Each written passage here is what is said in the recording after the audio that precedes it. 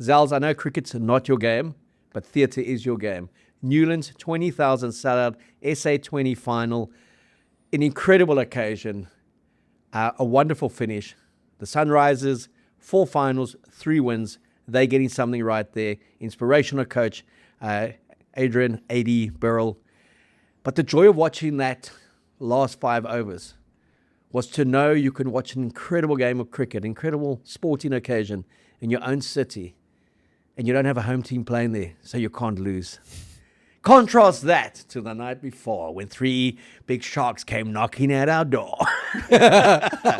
Kudos to the Sharks, JP Peterson, Marco Mazzotti, and to Andre the Giant Esterhuizen, the 3 big dogs that came knocking in the guise of the Sharks and absolutely slaughtered the myth that the Stormers were untouchable at the DHL Stadium in front of 52,000, officially 54,000, season ticket holders included. A great win for the Sharks, 14th on the table. I'd said in my preview that the Sharks would lose 32-19. I got the scores right, I got the teams wrong, and when you reflect on that game, and I know you would have done a lot more analysis than I have, it's part of your job, you had to go to the HBC. There was one team that definitely came first on Saturday. One came poor second.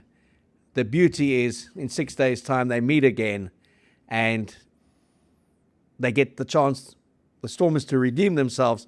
The Sharks get the chance to make another emphatic statement to say 14th to 11th into the top 8, and we are back before the break. But an incredibly important win for the Sharks. Very much so, mate. In terms of dominance, it was Morningside Primary School that dominated in the mid-80s, the under-11s, mate. We had a fast bowler by the name of Tyrone McFarland. Nobody could bat with this guy. Eventually, they sent the newspaper down. I think in one match, he took 7 wickets for something like 11 runs. It was ridiculous. They sent the newspaper guys down there, took a photograph of us all. I was a complete passenger in that team. Didn't bat well, could only bowl creepers. And whenever the ball came our way at gully, I was looking somewhere else. So wasn't much of a cricketer, mate. And I think what drove me away from it was we had like a team ball box. So a couple of games into it, I was like, I can't really run singles because I'm not putting that in my underpants. So, yeah, cricket wasn't really my forte. Kind of lost interest in it after that. But getting back to last weekend, disappointing result, fantastic effort by the Sharks. Produced, I think, maybe their best performance of the season. Were in control of the collisions. Just played outstanding rugby. Andre the Giant stood tall. Key players came through. In all the big moments, they did what they do. So I'm sure that is a game that they are celebrating and should be celebrating. Fantastic performance. Bad day at the office for the Stormers. Back to the drawing board. Things that need to be fixed.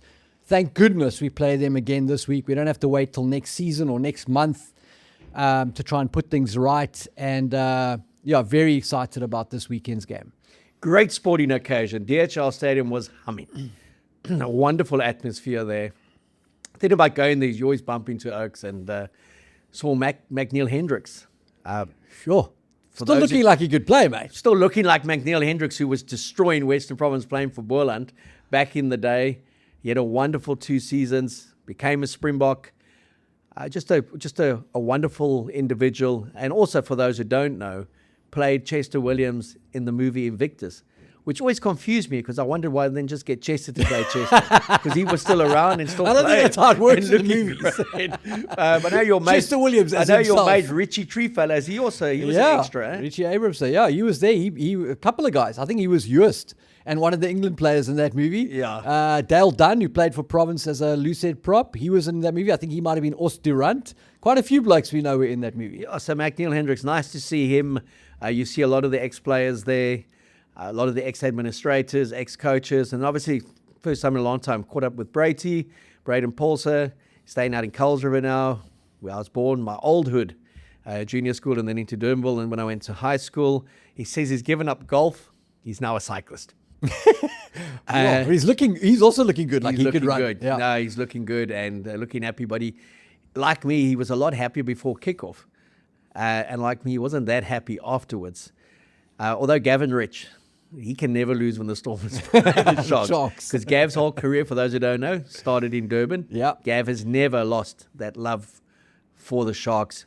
and he's an adopted Stormer. We know he comes to the ground dressed in both colors and then hedges his bets. But I think, it's one thing to lose a game and to be disappointed if you just feel like you threw a game away.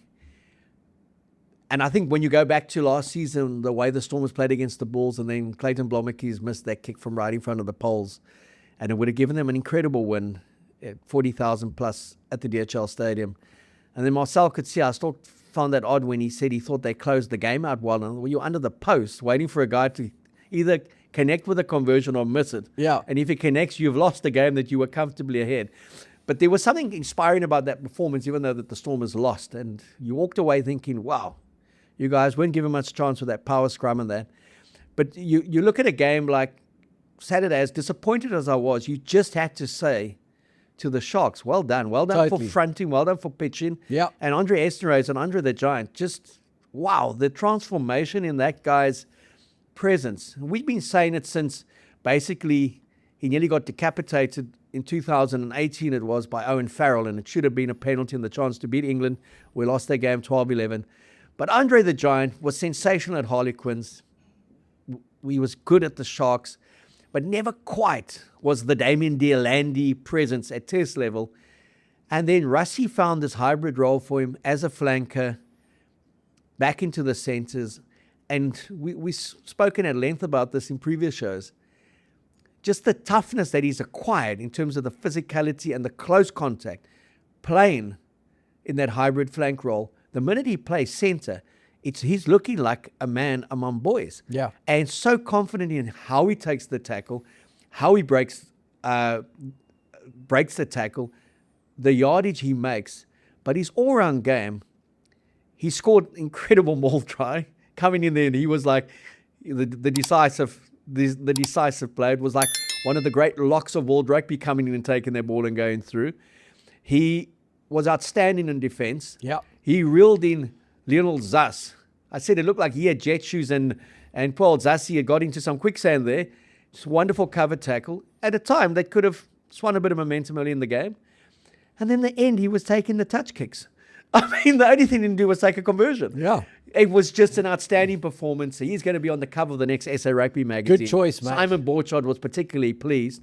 I've been asked to write the cover feature, so it's a nice feature to write when a guy plays like that. And he's really a guy who's given Rassie options. I think he's put Damon Deolandi, who's been playing well in Japan, also maybe gives him that extra impetus to say, I've got something extra in my legs. But to see them come to Cape Town, play with that dogged enthusiasm, that dogged spirit, I think that's what we've been saying has been lacking with the Sharks under Plumtree. They look like they're playing for each other, and they look like they're playing for a coach. Yeah, and they also look like they're playing with clarity. Like, Jordan Hendrickson, we've been wondering, when is this guy going to find the sort of rediscover the form that got us so excited about him?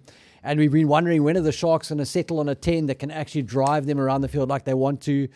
And they played on Saturday with great conviction. And the great thing about that is, even when you make bad decisions, or not the best decision, when you do it with clarity and conviction, you can still pull it off sometimes. Sometimes he's a guy that auditions at Pop Idol who can't really sing, but he sings with such conviction, and his enthusiasm and his theatrics around it maybe convinces a judge, okay, we'll send him through the next round and then we'll slaughter him there. So there's something about the Sharks now. They are playing with a direction and a purpose, and I think that that's helping them in a big way. And I think Andre Esterhuizen is key to that. We've spoken about it before. Moving into the back row, which is where a couple of people said he should maybe be trialled, is actually, I think, given him greater context around his role in the back line. And I think for a large part of his career, he was kind of apologizing for being a big guy and trying to prove that he's actually not just the big guy, he's a skillful guy too. I think that's taken away a lot of opportunities for him, because he is a massive dude and he has a massive skill set for a guy that size. And when he applies his physical skill set, his ability sort of physically, it creates opportunities for him to use his skills in a way that is deadly. And you saw his left foot come into play at Cape Town Stadium, and obviously, he's a guy who can win in the collisions. I mean, the Stormers had to really commit resources to stopping him at times. And then he can pass the ball. So he's been his sort of revival, rediscovering, I suppose, his love for the game, or just finding his best way to engage with the game, has been central to the Sharks' resurgence under JP. Dobbo, when he walked into the press conference, looked like he'd been hit by a sledgehammer. Obviously wasn't happy. Spoke about it being collectively the worst performance of the season as far as he's concerned, given the strength of the side, the occasion, 50,000+ people willing them on, and the derby element, coastal derby, mate against mate. You must get up for that. It's just one of those things in South Africa. It's not a game you need motivation for. But he said what really annoyed him the most and frustrated him was the first 2 attacks, one from a scrum and one from a line-out, in the first 6 minutes of the game, that Andre the Giant was given so much time and so much space, and they made 40 yards, 40 meters, both times. And that kind of passiveness, he said, frustrated him. Now, obviously, that's not in the coaching manual. That's not what you guys kind of set out to do. How do you explain that to the lay observer that was at the ground or the guy watching at home on telly? Well, I think there's probably 2 sides to that. One is that the Sharks would have prepared for the Stormers knowing how the Stormers play. And so what you're trying to do is you're trying to use your opponents, what they think are their strengths, against them. So maybe if a team has massive line speed or is reckless, you try and create opportunities for your guys to be in the pockets and play out the back to get around that, or play over the top to get around that. That may have been a contributor to it. And I think also the Sharks got the rub of the green at the set piece, you know. The line-out and the scrum were 2 things that surprisingly they dominated in that game, and that would have given them the initiative and momentum. So all of those strike plays were played off that sort of a base, which I think would have been a surprise. When you say they got the rub of the green, I mean, you've done 2 days of analysis and that. I tried to watch the game over again, but I fast-forwarded it till the 79th minute when there was a Stormers try. But do you feel that there were calls that could have gone either way on the day, and on another day, another match official, it goes the way of the Stormers?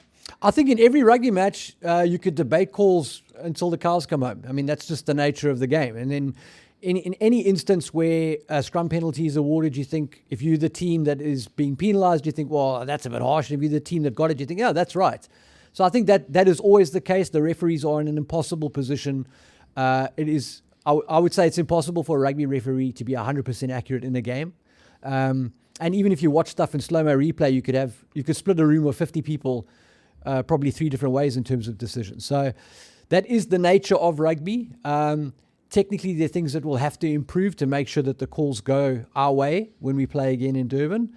But on the day, the Sharks got it right. They painted the right pictures and the referee calls went their way, and then they benefited from that. So that is the nature of rugby. And again, just repeating what Dobbo said at the press conference, a dejected Dobbo. Didn't even stumble over to give me a hug. I said, you can't win and give me a hug, and then you lose, and you don't want to give me a hug. Then I was reminded of a Hugh Bladen story, when his mate gave a speech at the Wanderers. It was terrible performance. And he sat down at the table, and Blades looked at him and just said, shocker! That's what I said to Dobbo, shocker! I love the Stormers, but it was a shocker. Okay. There's no other way of looking at it. In Afrikaans, they say, jy moet jou pak vat, and come back the next week a bit stronger. Dit was a peer club gewees. And maybe it's what the Stormers need as well. They've been kind of on the brink of, there's been indifferent performances. The La Rochelle, incredible for the first 15 minutes. Didn't look good for the last hour. We were there at the Nelson Mandela Bay Stadium. Then sending a second string side to Harlequins and getting whipped. Not overly convincing against Leicester Tigers. Not overly convincing against the Lions a couple of weeks before that. And certainly not convincing in a brutal game against the Bulls, but got the win. So he didn't agree with me when I said it's been coming for a while. But again, as an observer looking in, you tend to see things sometimes that you guys too close to the action don't see, because one is blinded by loyalty. One is blinded by kind of the mentality of we all bandied together. But, you know, he spoke about accuracy again. He spoke about good decision-making. He didn't felt the Stormers overplayed. He didn't feel that they were trying to be fancy, or they're trying to be... He spoke a lot about the five lineouts lost, but... And then qualified it by saying, if you looked at the Stormers, URC, 8 matches unbeaten, line-out percentages and scrum percentages, in the top 2 of the competition.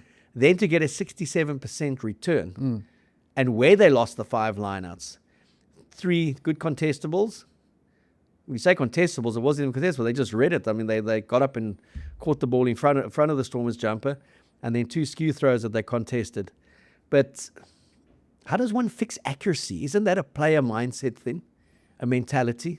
The regard for the pull, as they say down under, a respect for it. Don't give it away. No, look, I think that's definitely a contributing factor. I think in pro rugby, technically speaking, the margins are very, very narrow. So the difference between taking your own ball in the middle of the lineouts and having it poached is in how you set it up.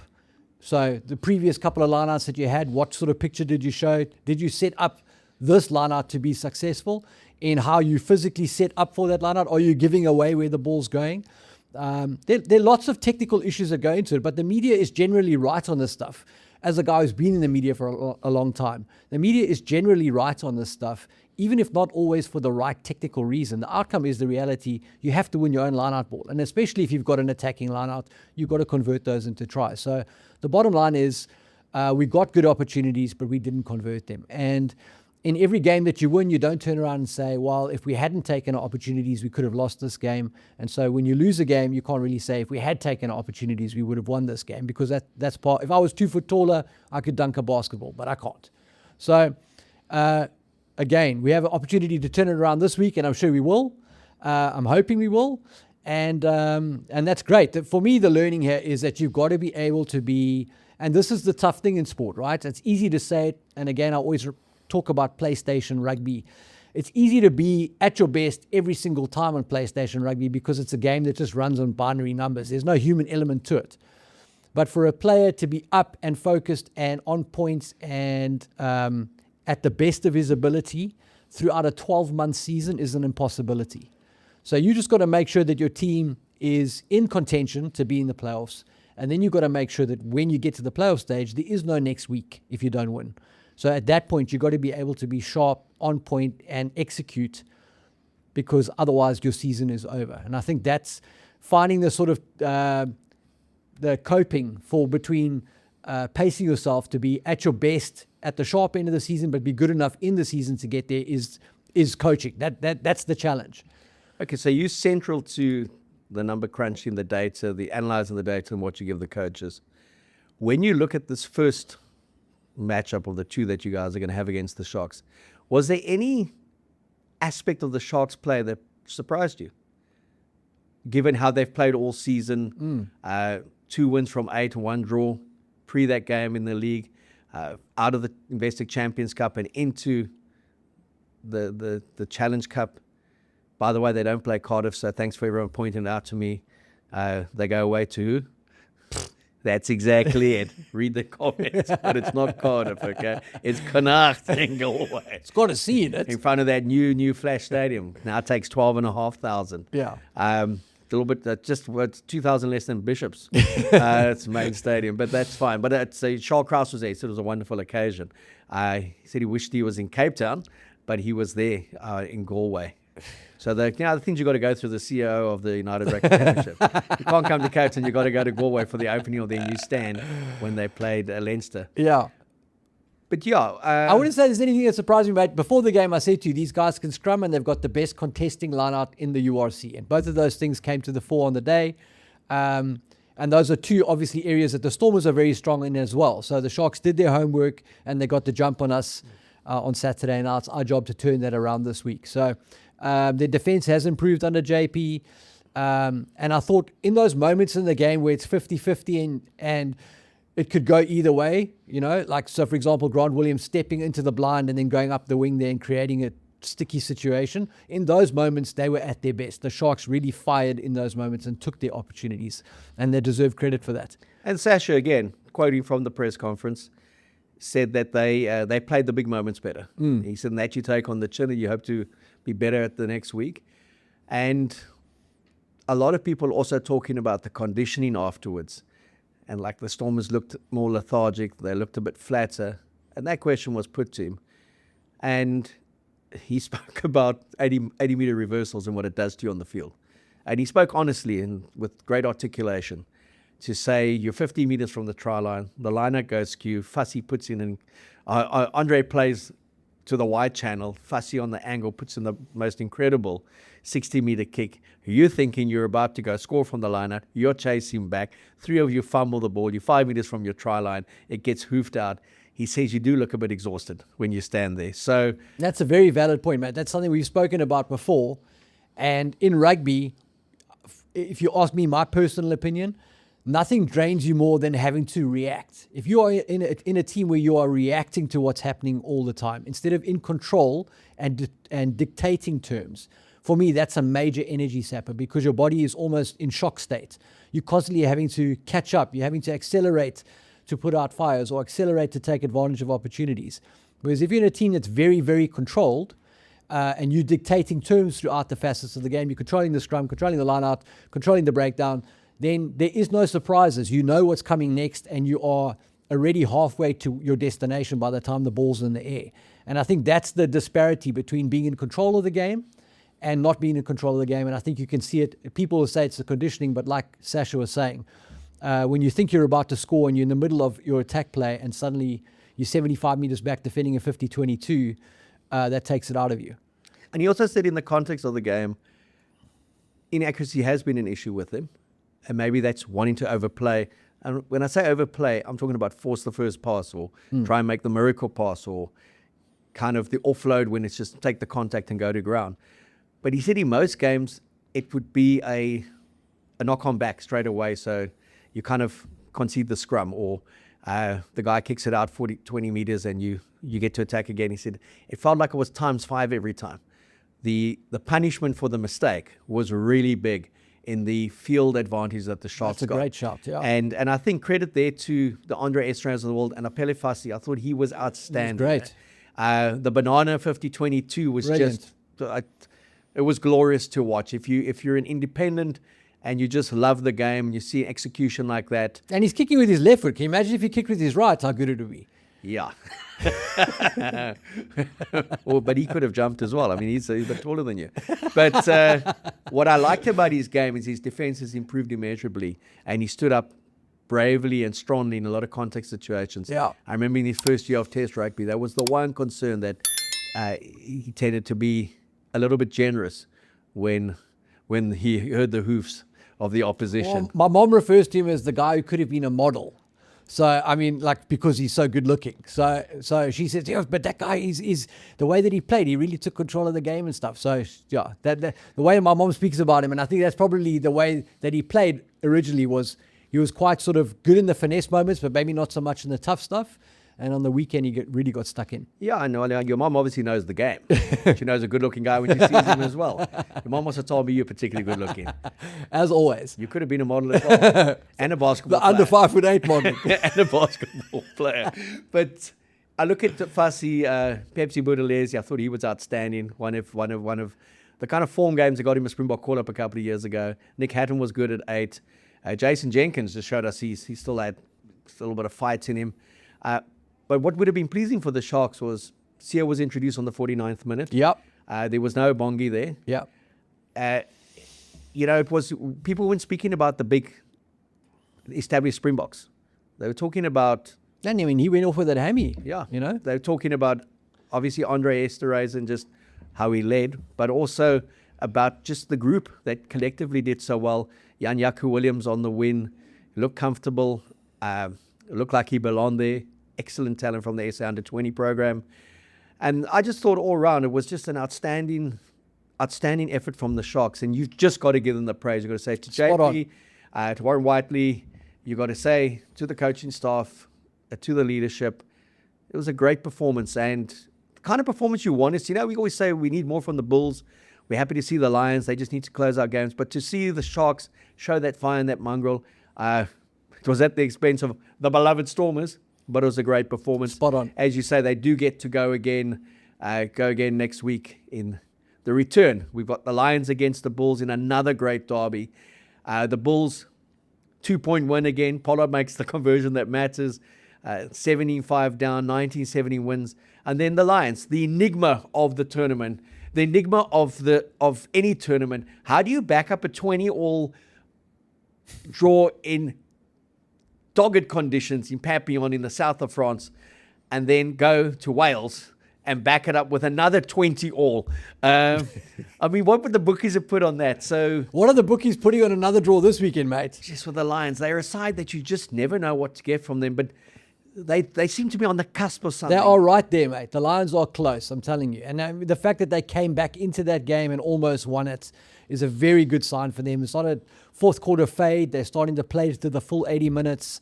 Gutted for Angelo. He was right there, mate. He could have made it hell of a difficult conditions, full speed in horizontal rain. But yeah, the Lions are very, very close. Chris Smith is finding some of his form again and looking at Sax old boy. is looking dangerous. I teed you up there, mate. Thanks, Sax old you boy. up. Yeah. Brother Daniel Smith, he's a very good cricketer. He's been in the extended protest squad as well. There you go. So Chris Smith, Back to cricket, mate. yeah, Memorial Field, good kicker, played for Martyrs in the Varsity Cup for 4 years. I think won 2 titles there. Jake got him. He went to Pumas, Bulls, went overseas to France. A very good acquisition for the Lions. Very. Old head, and he understands pressure points, understands field dynamics. What he lacks with a half a yard of pace, he makes up with the rugby intelligence. Correct. Well Sax said. boy. Well I said. don't know if I told you went to Sax. Where did he go to school? Sax. Sax. Yeah, South African College School, Newlands. You may have heard of it. Oldest school in the country. Yeah, so back to you, mate. Last time they produced a test Springbok was Monty. Well, they chose a great one, mate. Yeah, that goes the only one You that break matters. the mold after Yeah, that. the only one that matters. First ever recorded Springbok, Ben Duff, alphabetical order. First ever test They centurion. named the beer after him. First ever test centurion, Percy Montgomery. Sacks, they control both of them. Had some good sevens players, come through, some good provincial players. But yeah, Chris Smith doing well there. Obviously, Kloppis is there, and a lot of people rating Nico Steyn as well. Can play 9, he can play 10, got Jan Piet. But I like their pack, I like their mongrel. It's just, they also need a bit of luck. They need a bit of luck, mate. But yeah, they're starting to create their own luck. They're playing, like you say, intelligent rugby. It's putting in the right parts of the field, and some of their natural flair is given more and more opportunity to kind of strike. And I think that the Lions are very close to clicking. But if you look at these derbies, and I'm sure it's going to be a big crowd in Durban. I'd love to think there's going to be at least 20,000 at Ellis Park for the Bulls against the Lions. It's 2 cracking derbies, and it just shows how healthy rugby is in this country, that we can get those kind of crowds.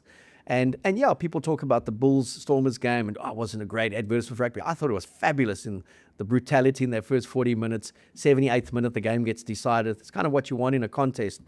But guys outside of the Springbok squad say of 40, are performing, and they're performing well, and they're pushing these Springboks that are based in this country, and they can only be good for the World Cup preparations, be good for the tour that's coming against the All Blacks, the greatest rivalry tour. 4 tests in 4 weeks, one of them in America.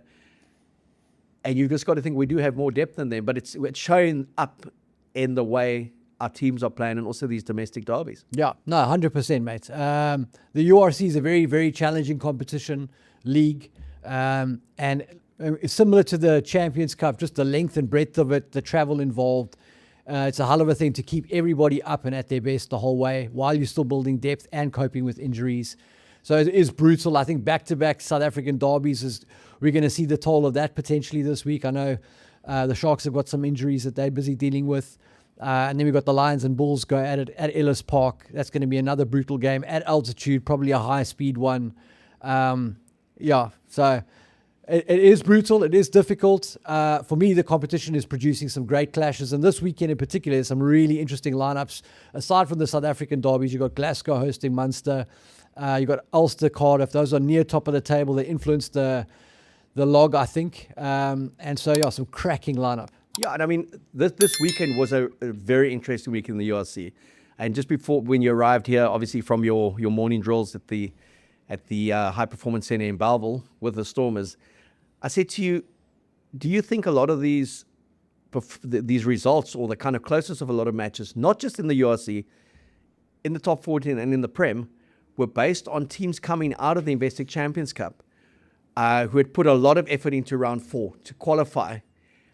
And I look at the Stormers, and they had to put in effort to beat Leicester, despite the team that Leicester bought. Harlequins especially.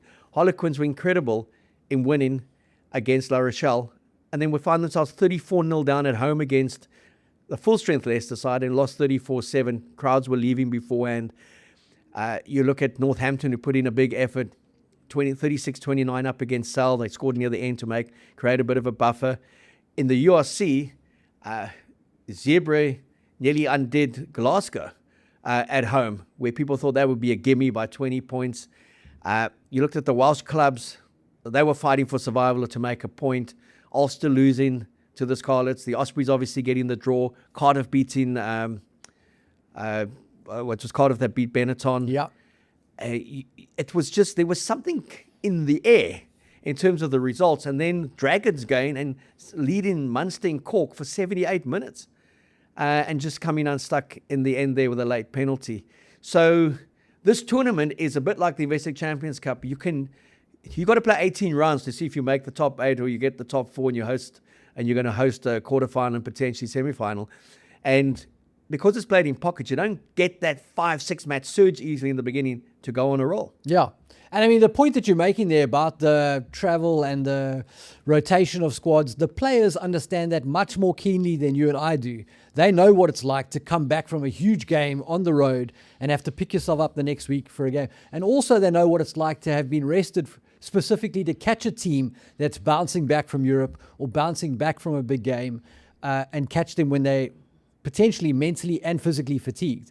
So I don't think there's any coincidence in that sort of stuff. I think definitely that is a factor, and that is why sometimes selections don't always make sense because you're not picking your very best players to play a particular game.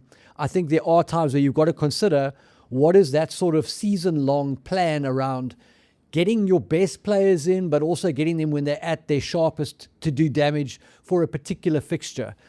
It's a hell of a juggling act. So both teams are coming off this game in Cape Town. The Sharks, it felt like they held some guys back to make sure they were ready for this one, and they got just reward for that. And now they go again this week in Durban. The Lions are coming back from overseas. The Bulls are in a similar situation.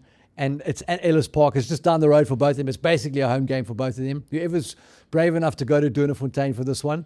And it's another exciting South African derby weekend, mate. And how often have we seen in the South African derbies, and specifically when it comes to Bulls and Lions and Sharks and Stormers, or when Sharks played Province in the Currie Cup, when the team plays at home and they're favourites, they lose, and they go away from home. Exactly. They're not favourites and they win. Yeah. Often the two matches have been split by away wins. So they find something, they find in extra gear when they get on the plane and take that 2-hour flight. But that's a South African mentality. Is we love to be like the underdogs written off. Can you guys prove? We hate to be in a situation where you the favourites, show them what you're made of. Like, we respond well to being written off. And if you're the Bulls going to Ellis Park, or if you're the Sharks coming to Cape Town, you're like, oh, we've been written off. The home crowd is going to be a sellout. Nobody expects us to win, or the odds are against us. Let's go and spoil their party. That really is a driving force, I think, in the South African rugby mindset.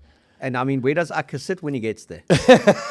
They got to point you to the right, visiting change room and visiting coach's box. Does he go left? Does he go right? But looking at the Bulls, fantastic signing announced a couple of days ago. Andre Liebenberg. 139 matches for Leicester, captained them. A lot of people saying it's one of the big surprises has been that he was never even considered for English selection because he qualified. He played 5 games for Stade when Heineke Meyer went there, and then when Heineke left, he went to Leicester with Heineke. 45 games for the Bulls. He's also played for the famous Barbarians once, but he's coming back, 30 years old. He really adds to their stock and their leadership. So a very good signing for the Bulls. I just like the squad that they're building. Where are they going to play all these guys? Yeah, but the interesting thing, and I sent that to you and a few other people on the weekend, 14 of the current Bulls squad all come out of Paarl, / Stellenbosch. How many from Sachs? There used to be one, Chris Smith. But he's now gone, okay? But what a feeder. Massive, man. Just shows you the incredible talent that gets produced in the Western Cape. But also, mate, you can't keep all of those guys, you know? Like, if you the Stormers or Western Province, whatever. You can't, but I wouldn't mind if Captain Kirtley, Orange, and Kane and Moody, just as 2 starting points. Yeah. We know Willie LaRue travelled all over. But, yeah, some just wonderful talent. Then Cam Hanekom, not a bad one either, but that has come out of, and continues to come out of the Western Cape. That makes for just incredible resources for our professional teams. So I just thought it was a fabulous weekend of rugby. I always go down the rabbit hole looking for those fights. couldn't believe I found one from the Waratahs training session. Glorious. Wow. And also, this guy was 18 years old, grew up in Australia. He went to Clermont at 18. I can't pronounce his name because I can't remember it. Yeah. But he's now 24, and then he got on the training field and he kind of clocked Scott Young, clocked him in the training. Scott Young's dad, who was a Wallaby, has come out and challenged this kid to a fight and called him a dirtbag. And, fighting at a training ground is normally the essence of a team that's going to do well in the competition. Because if you can beat up your teammate, you have no problems giving it to the opposition. I mean, the great All Black teams, these Springbok teams, the South African teams that have always been at the best, you've always known that there's been a scuffle or 12 at training. If there wasn't a scuffle or 12, where's the passion, where's the emotion? Mate, I don't think it would stand up in court anyway, because mitigation is Scotty Young is an Australian. How can you not want to punch an Australian, mate? That's true. Just par for the court. Horse. I think they cited him from a training field.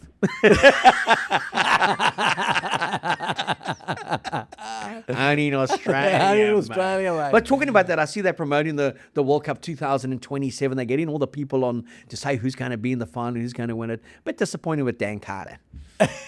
In what way? Australia, New Zealand, mate. I want to win. No one. There was the odd guy that said Springboks, I think, could be in the final against Australia. Theatre, mate. Everyone's Australia in the final. No, Australia's not. It's all part of just promoting. They want to get the Australians down to watch it. Obviously, Australia won't be anywhere near the final. Jones thinks they could be in the final. Mate. He may be there. Nobody's bloody negative. Joe Smith has said, no, I'm not going to be involved with the All Blacks.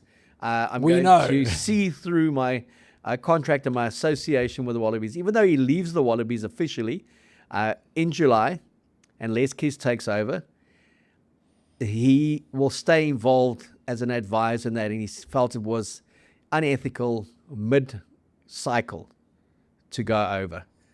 I think Tony Brown's saying the same. Unethical mid-cycle. I see SA Rugby, according to Ronald Rolzer, have thrown the checkbook at the assistant. Which is weird. You wouldn't have to do that if you were sticking around. One Tony Brown, till 2031. Yeah, I don't think they'll get him till 2031. I think they'll keep him till 2027. A lot of talk because the New Zealand Rugby Union is finally, having axed the guy who they said come. Did you hear the story about his review? No. Scott Robertson. Tell me. So there was a review that he wasn't aware of who was involved in the review. Wayne Smith wasn't involved because they felt he would soften the blows, the professor. Already you can tell where this is going. Then on the Tuesday, he got a call to go to the New Zealand Rugby Union offices and bring an employment lawyer with you. And then on Thursday, he was fired. Just like a talk. Thursday, he was fired, okay? Listen. So, but you don't fire someone if you don't have a replacement. So now they're starting the search for a replacement. But how's the actual brief? Is you have to be a New Zealander who has been a head coach of an international team. Your first name must start with the same letter as your surname. So there's basically two options there. Jamie Joseph and Dave Clark Kent. And Dave Rennie. Yeah. Logically, because I don't think Graham Henry's coming out of retirement. I don't think they're going to go for Wayne Smith. The prof is there in advisor capacity. Steve Hansen has lost 18 out of 24 in Japan. I don't think Shag's coming back. No. Too close for Fozzie to make a return. We saw what happened with Gats when he came back to the Waikato. The minute he left, they won a game again. Where's Bobby Deans? And Robbie Deans looking at the thing saying, I don't know. It's quite nice in Japan where he wins every year, every second year with these wild nights. Yeah. So it's down to, and the first thing the blokes asked Dave Rennie in Japan is, are you taking the job? And Brody Retallick, who addressed the media, said something weird. That's what the clickbait got me. Weird. Brody Retallick has a weird reaction to Dave Rennie. And what was the weird reaction? He was non-committal. He didn't give away. X-Files. He didn't give away much. He didn't say yes. He didn't say no. Wow.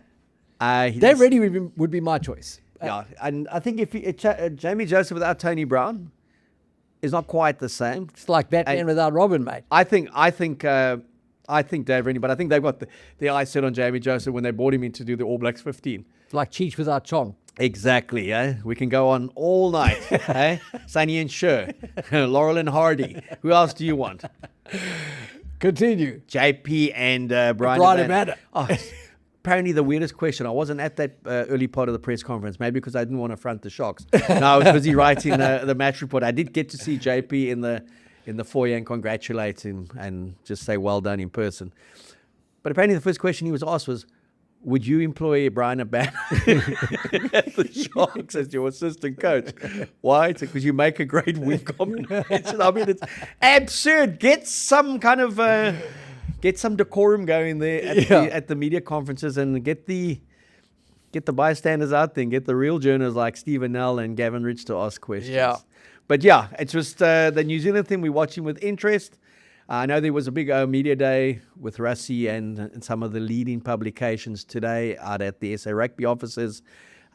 Plans for the year. We'll find out from Hendrik O'Neill. Gav was going there. He was my proxy to bring me back all the information. I thought Gav would be halfway to Durbs in the Nissan X-Trail. Gav is going to Durbs. He's torn between going to Arniston and Durbs, he told me. It was Anna's birthday. Ah, congrats. But then I haven't seen Gav as happy for a while, as I saw him at Hammy's when we had a few drinks, and Timmy Sweel popped in to say hello to us. Nice. He's got another year to go in the States. Had a wonderful chat. Intelligent lad, a very good fly off in his day. Played at Harlequins, played for the Stormers, played for Province, kind of played under Brendan Fence. He said, was it Saracens or Harlequins? I think he played at both, but he said he played under Brendan Fence. I think when coming back here, then played under Dobbo, clash of styles. But we had a great chat. But Gav was beaming the whole night because his Sharkies had actually won. Really? And he's a guy who doesn't lose when the Sharks play against the Stormers. But for those who did make it to the DHL Stadium, Zels and I were there in a professional capacity. But it was really an incredible vibe. And the one thing that I have found out about Cape Townians rugby supporters, which I do love as well, is it's a sporting occasion at the DHL Stadium now. The festivities were there afterwards. Everywhere you went, guys were like, we'll get them next week. The Sharks guys were, we got to be good to beat you guys next week. It was a really cool vibe, and there were a lot of Sharks supporters there as well. So that was cool to watch as well. No, it was great. The party went on, so Totally. like early hours of the morning, regardless of the result. Yeah. And I think that is what makes going to a game at the DHL Stadium cool. It's not dependent on a result, but I do believe the mood can get swayed by a performance. Yeah. And I think what the rugby public just wants always is a bit more rugby intelligence from the Stormers, because no one ever doubts the commitment of that team. They play for 82 minutes.